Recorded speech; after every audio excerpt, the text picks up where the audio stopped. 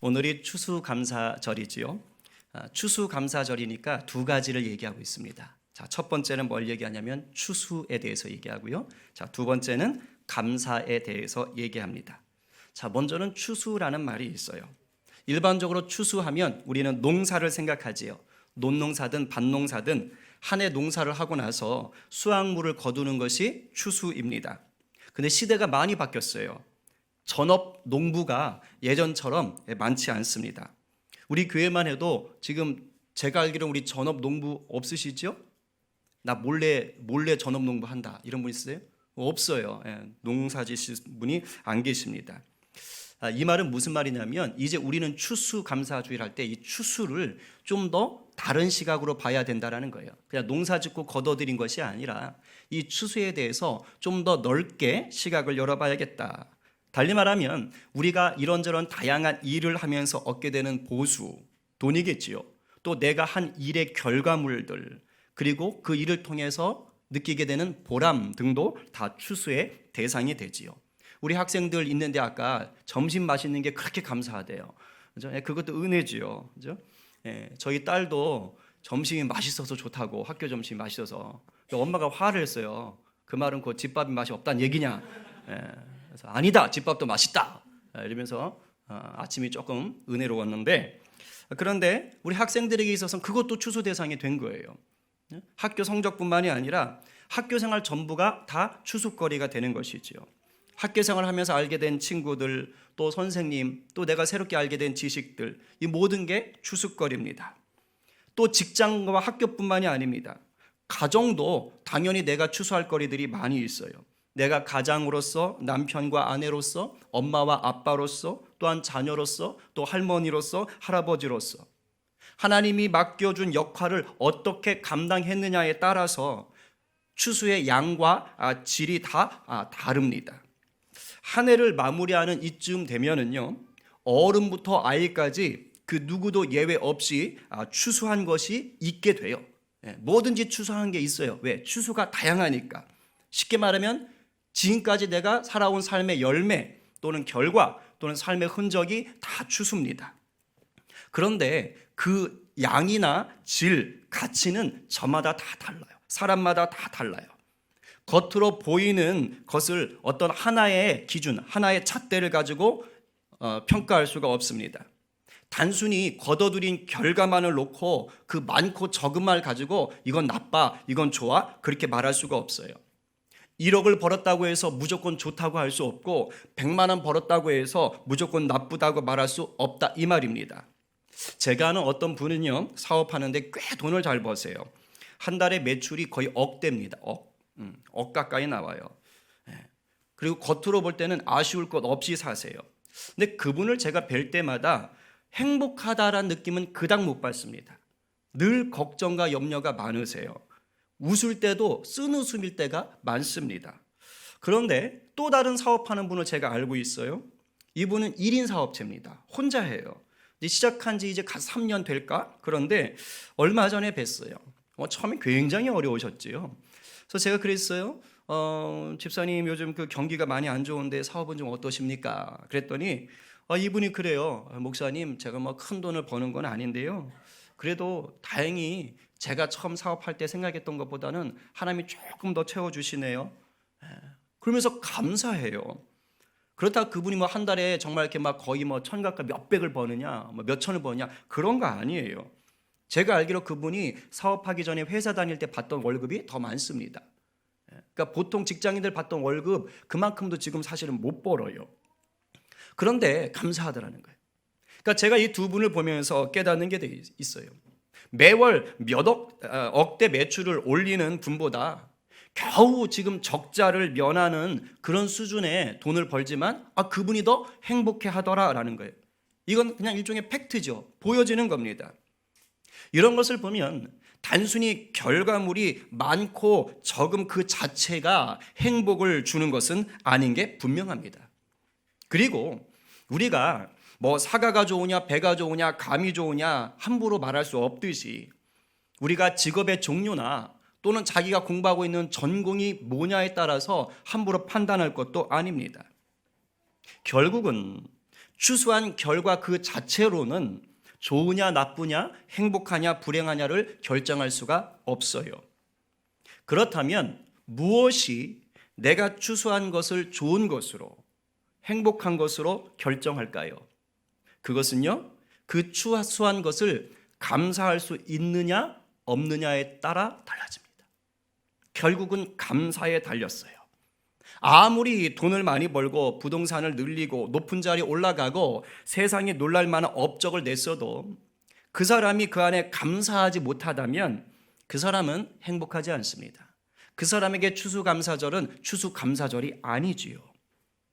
중요한 것은 감사할 수 있느냐는 겁니다.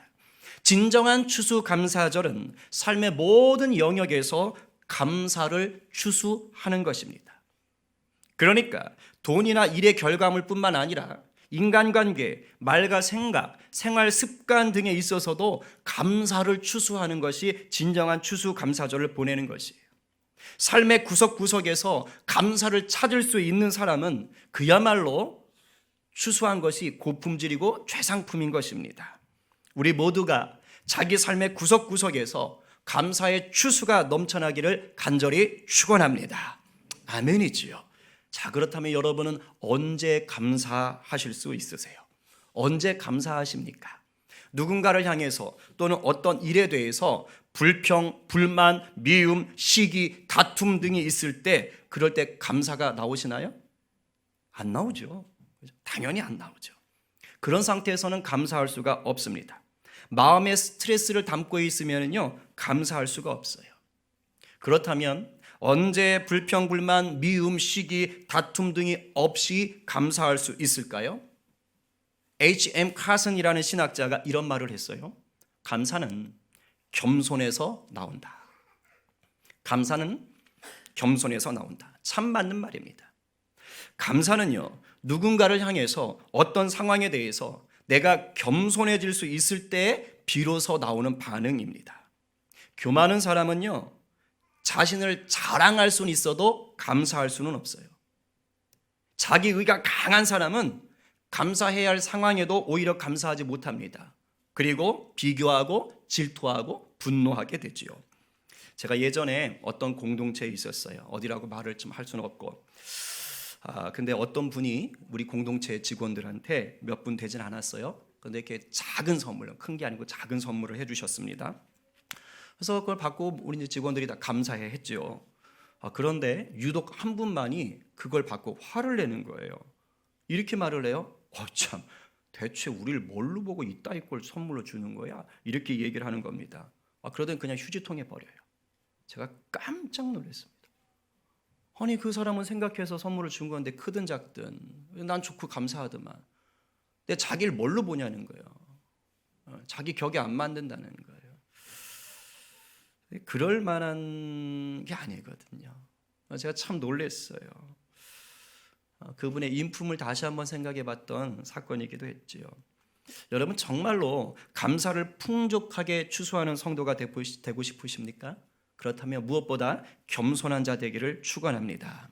오늘 본문은 우리가 정말로 겸손한 자가 되어서 감사를 풍성하게 추수하는 자로 살기 위한 아주 유일한 길이 무엇인지를 보여줍니다. 그것은 뭐냐? 우리가 예수님을 나의 주인, 나의 왕으로 모시는 거다라고 얘기해요. 물론 우리가 사람들 앞에 겸손한 것도 중요하지요. 그러나 여러분 그거 아세요? 사람에게 겸손해지는 것은요 한계가 있습니다. 왜냐하면 이 사회가 상대적이라 그래요. 나보다 더 훌륭하다, 더 좋다, 더 낫다라고 여기는 사람 앞에서는 내가 얼마든지 겸손해질 수 있어요. 하지만 인간이 간사해서요 나보다 못하다, 나보다 하찮다 라고 여기는 사람 앞에서는 겸손해지는 게 쉽지 않습니다. 생각해 보세요. 여러분들이 잘 알고 있는 대기업들 있지요? 뭐 삼성, 현대, LG 같은 것. 근데 그런 대기업 회장이 하청업체 경비 보시는 분을 향해서 아주 겸손하게 깍듯이 인사하기가 쉬울까요? 그 하청업체 경비 아저씨가 대기업 회장님 오실 때 인사하듯이 그런 태도와 그런 마음으로 그 회장이 똑같이 그런 경비께 인사가 될까요? 어렵습니다. 어려워요. 군대에서 별 4개 달고 있는 대장이 이제 갓 들어온 신병을 보고 깍듯하고 겸손하고 절도 있게 그렇게 격려할 수 있을까요? 형식적으로는 할 수 있어요. 그러나 진심으로 할 수 없어요. 신병이 별내계단 대장을 향해서 그렇게 깍듯하게 인사하듯이 그런 마음, 그런 태도로 인사할 수 없어요. 인간이 사는 사회 구조는 이런 일들이 비일비재합니다.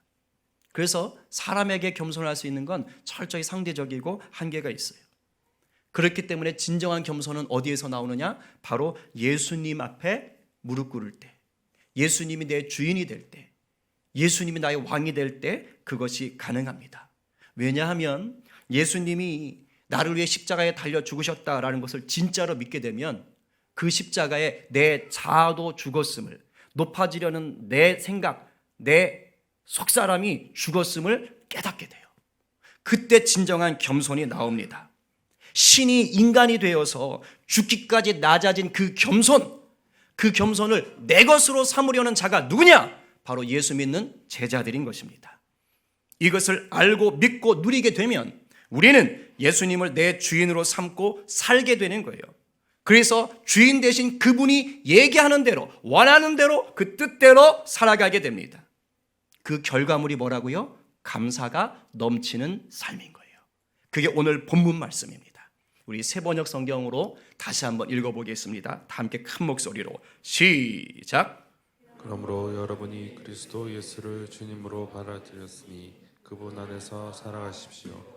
여러분은 그분 안에 뿌리를 받고 세우심을 입어서 가르침을 받은 대로 믿음을 굳게 하여 감사의 마음이 넘치게 하십시오. 아멘. 묻습니다. 여러분, 우리는 그리스도 예수님을 나의 주님으로 받아들인 분들이 맞습니까? 아멘이지요. 그렇다면 누구 안에서 살아야 돼요? 예수 그리스도 안에서 살아야 됩니다. 예수 그리스도께 우리가 뿌리를 박았어요. 그러면 딴 데 갈 수 없어요. 그렇죠? 뿌리 박힌 나무가 어딜 가요? 자기 마음대로. 우리는 죽으나 사나 예수의 사람입니다. 그럼 예수 안에 산다는 것이 무엇입니까? 그 뿌리로부터 나오는, 예수님으로부터 나오는, 예수님이 주시는 그 영양분을 공급받아 산다는 것입니다. 세상의 것을 공급받는 것이 아니에요. 예수님의 것을 공급받아서 그 힘으로 살아가는 것, 바로 주님과 친밀함을 누리며 말씀대로 살아가는 것이 바로 예수 안에 사는 삶입니다. 이것이 바로 믿음을 굳게 지키는 것이고 그 사람에게 감사가 넘치게 된다는 것이에요. 우리 모두가 주님을 내 삶의 주인으로 삼고 믿음으로 자라서 감사의 열매가 넘치게 되기를 다시 한번 간절히 축원합니다. 그런데 그거 아십니까? 감사에 있잖아요. 단계가 있어요. 수준이 있습니다. 달리 말하면 세상 사람들도 다 할 수 있는 감사의 수준이 있어요. 예수 믿는 사람만 감사하는 거 아닙니다. 세상 사람들도 감사할 수 있어요. 그런데 예수님을 주인 삼은 자만이 할 수 있는 감사의 수준이 있습니다. 그리고 이 결정적인 차이는 뭐냐? 바로 내가 내 삶의 주인이 되었느냐? 아니면 주님이 내 삶의 주인이 되어 계신가?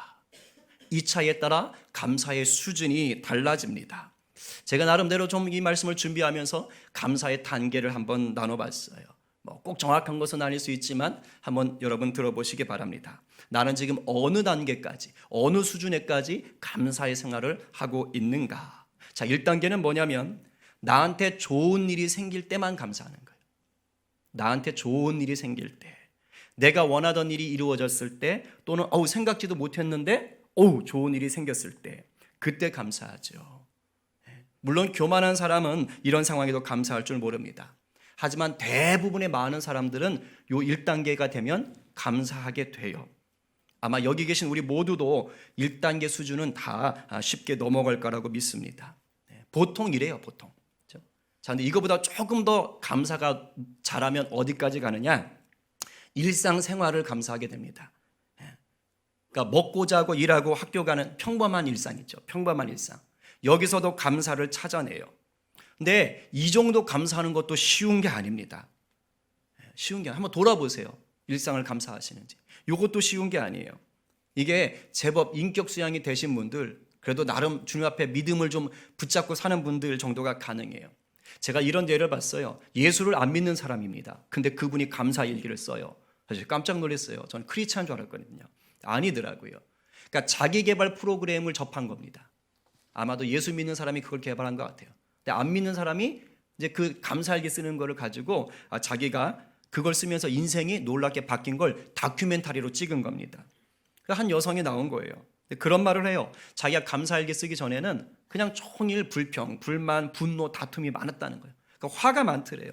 감사할 게 없대요.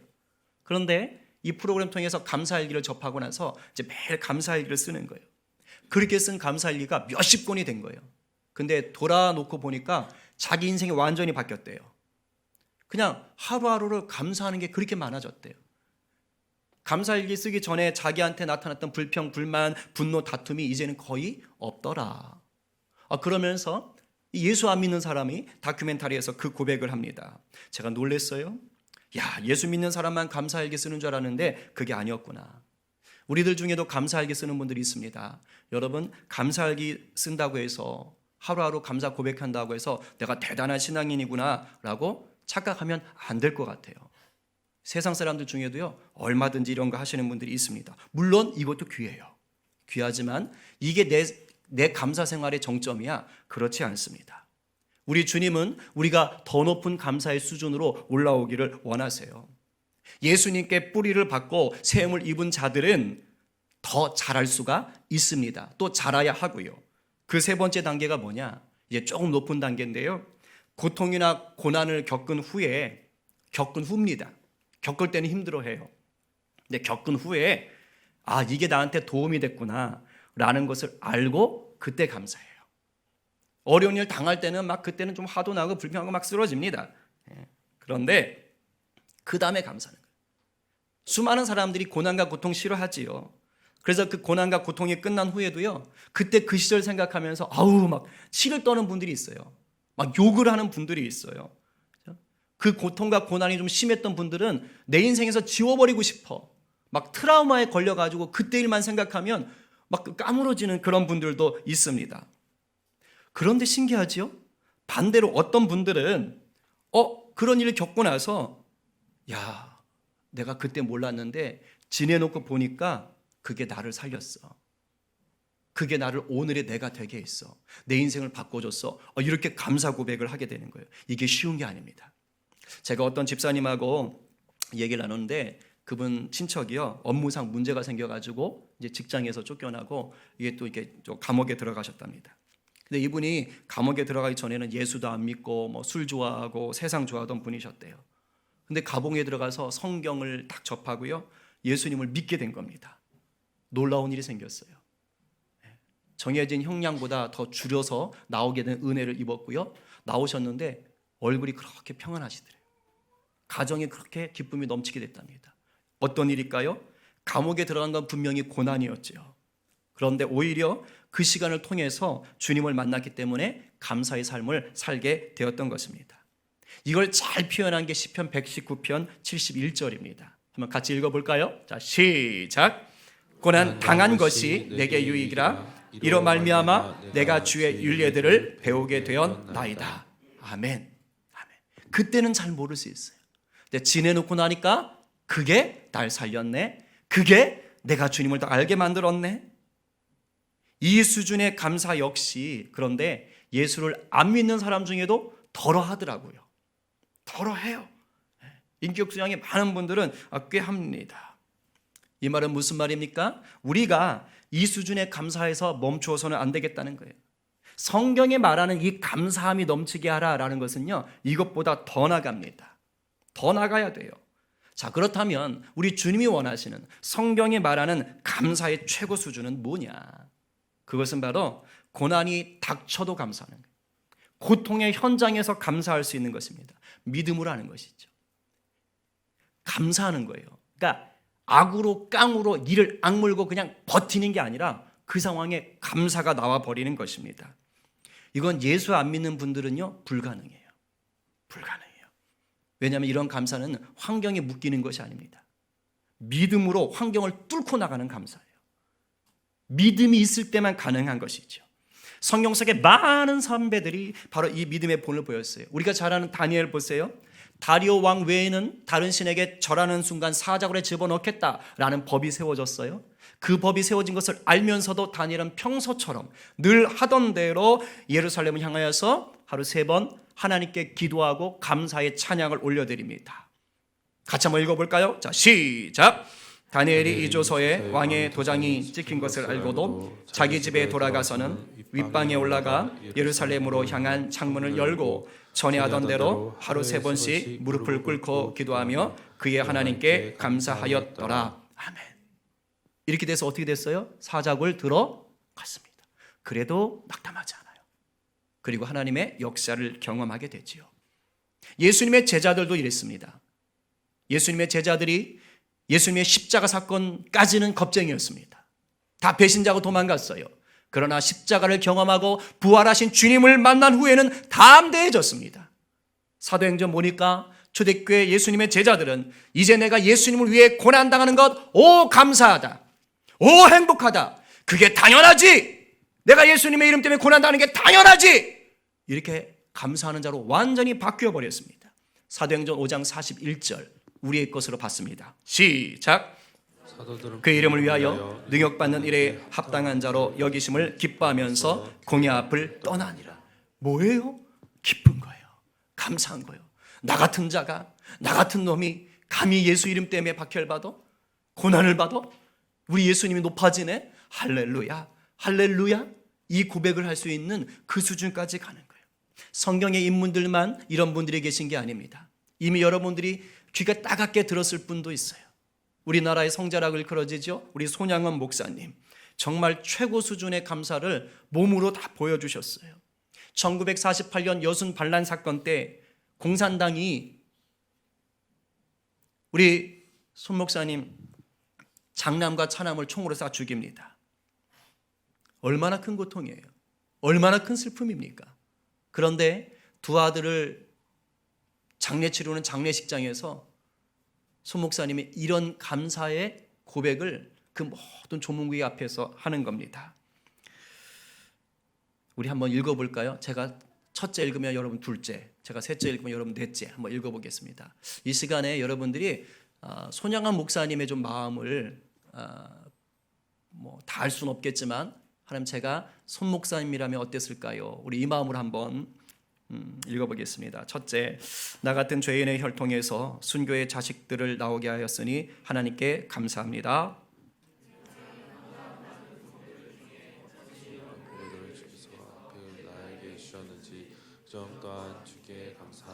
셋째, 삼남 삼녀 중에서 가장 아름다운 두 아들 장자와 자자를 바치게 된 나의 축복을 하나님께 감사합니다. 하나님을 숨기도 귀하다 오늘 두 아들의 순결이요 하나님 감사합니다. 다섯째, 예수 믿다가 누워 죽는 것도 큰 복이라 하거늘 하물며 전도하다 총살 순교 당함이리요 하나님 감사합니다. 여섯째, 미국 유학하려고 준비하던 내 아들 미국보다 더 좋은 천국 갔으니 내 마음이 안심되어 하나님 감사합니다. 일곱째, 내 사랑하는 두 아들을 총살한 원수를 회개시켜 내 아들로 삼고자 하는 사랑의 마음을 주신 하나님께 감사합니다. 여덟째, 내 두 아들의 순교의 열매로서 무수한 천국의 열매가 생길 것이 믿어지니 우리 아버지 하나님께 감사합니다. 아홉째, 이 같은 역경 속에서도 이상 8가지 진리와 하나님의 사랑을 깨닫는 기쁜 마음, 여유 있는 믿음 주신 우리 주 예수 그리스도께 감사합니다. 다 함께 끝으로 나에게 분에 넘치는 과분한 큰 복을 내려주신 하나님께 모든 영광을 돌립니다. 아멘. 여러분, 이게 사람의 의지로 될 것 같습니까? 안 되죠. 안 돼요. 예수님께 깊이 뿌리 박힌 자만이 할 수 있는 믿음의 고백이요 예수의 능력인 것입니다. 근데 성경이 말하는 감사는 이 수준까지를 말해요. 실제로 손 목사님은 이 고백대로 장례식 후에 두 아들을 죽인 그 공산당원, 제가 이름은 밝히지 않겠습니다. 그분을 자기 양자로 삼아서 정말 혼신을 다해서 키웁니다.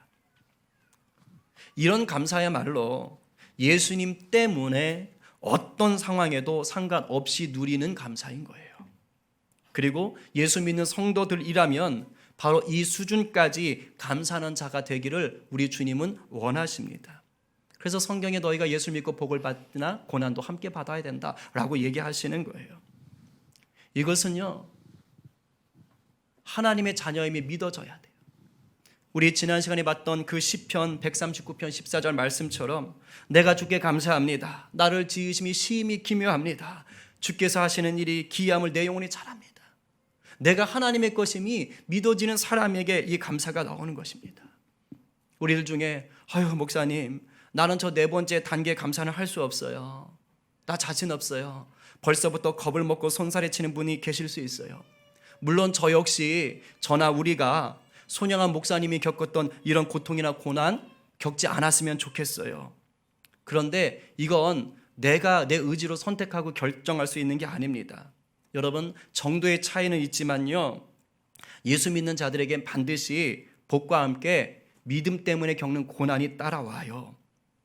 그런데 성경은 그 고난과 고통 속에서도 감사하라고 얘기하는 거예요. 오늘 성경 속에 감사하라는 그 모든 그 배경이 바로 이런 고난을 다 담고 있습니다. 근데 왜 감사하라고 할까요? 잘 들으세요. 감사야말로 고난을 이기고 승리했다는 증거입니다. 감사야말로 내게 닥친 고통과 고난을 믿음으로 이겨냈다라는 증명이에요. 증명. 우리 중공 등기 난 거와 똑같이 증명이에요. 감사하는 자가 참된 믿음을 가진 자이기 때문입니다. 그리고 결국은요, 감사하는 자가 무엇을 누린 줄 아세요? 하늘이 예비하신, 하나님이 내게 주려고 예비하신 그 복을 누리게 돼요. 놀라운 원리가 있어요. 여러분 주보에 있는 스펄전 목사님의 감사 십계명에도 그게 나와요. 감사한 대로 된다. 굉장히 중요한 것이 감사예요. 또한 성경에서 감사라고 했을 때는요, 잘 들어요. 믿음 안에 있는 분이라면 누구든지 감사할 수 있는 능력을 누릴 수 있기 때문에 감사라고 하는 것입니다. 아멘이세요? 아멘이에요. 내 힘으로 못하죠. 그러나 예수 안에 있는 자는 능히 감사할 수가 있는 것입니다. 그러니 낙심하지 마시고 의심하지 마시고 더욱 주님 안에서 거하시는 분 되기를 간절히 바랍니다. 이제 슬슬 마무리하려고 해요. 감사하게도 오늘 이 자리에 우리 주님 때문에 정말 수많은 고난을 믿음으로 이겨내며 또 감사의 열매를 맺은 분이 와 계셔요. 우리 원로 목사님하고 사모님이시죠. 제가 2주 전에 우리 설립 공인 예배 드릴 때 사진 보여드렸잖아요. 오늘은 제가 창립 때 사진 보여드린다고 그랬죠. 약속을 지키겠습니다. 하나 보여주시겠어요? 이게 우리 교회 처음 시작할 때요. 저 건물이요, 소 키우던 우사입니다. 목사님 이렇게 써놓으셨어요. 1982년 12월 10일 이영진 새빵역 빈마국간에서 첫 예배를 드리고 성령교회를 창립하다. 그때 안에서 이렇게 하셨습니다. 보여주실래요? 네. 저분이 원로 목사님. 성령교회 첫 예배. 그렇게 해서 시작된 거예요. 이 강대상도 아닙니다. 그 옛날 책상 아세요? 포마이크 책상이요. 그거 그냥 놓고 예배 시작하셨어요. 근데 제가 보니까 이것도 오래 못 갔더라고요. 그 다음에 보니까 여기도 없어가지고 그 다음 사진 보여주실래요? 저렇게 밖에서 예배를 드렸어요. 1983년 5월 갈 곳도 의지할 곳도 없어 산에서 5개월 동안 예배드리다. 놀라운 건 뭔지 아십니까? 한 사람의 교인도 줄지 않았고 은혜스러웠다.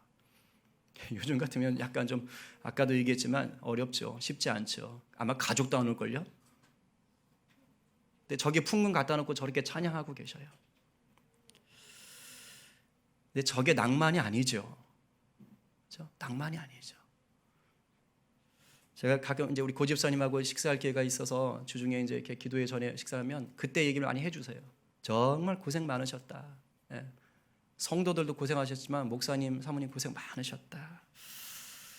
근데 제가 이렇게 원로 목사님 가끔 뵐 때마다 그냥 감사하세요. 참 감사했다. 감사했다. 제 그런 생각이 들어요. 오늘 추수감사주의를 맞이하고 이렇게 목사님 오셨지만 감사의 본이 되는 좋은 믿음의 선배가 가까이 계신 것이 그것이 주님께 감사하다. 여러분 시대가요 예수님을 제대로 믿기가 점점 어려워지고 있습니다. 어려워져요. 마귀는 우리가 열심히 교회 다니는 것을 두려워하지 않습니다. 여러분 착각하지 마세요. 교회 열심히 다니고 봉사 열심히 하는 것 마귀 절대 안 무서워합니다. 마귀가 정말 무서워하는 거 뭔지 아세요? 감사하는 성도예요. 감사하는 성도. 감사하는 성도는 부활하신 예수님과 하나가 된 자거든요. 세상을 이기며 사는 참 믿음을 가진 자거든요. 그래서 마귀가 무서워해요. 아무리 교회 열심히 다니고 봉사 열심히 해도요, 감사하지 못하는 성도는요, 마귀가 깨딱 안 합니다. 깨딱 안 해요. 왜? 패배자거든요. 패배자로 사는 거예요. 선한 영향력을 못 끼치기 때문에. 감사하는 성도는 마귀가 벌벌 떨어요. 벌벌 떨어. 특히 고난 중에 감사한다? 마귀가 도망갑니다. 도망가요. 우리가 그런 성도 되기를 간절히 축복합니다.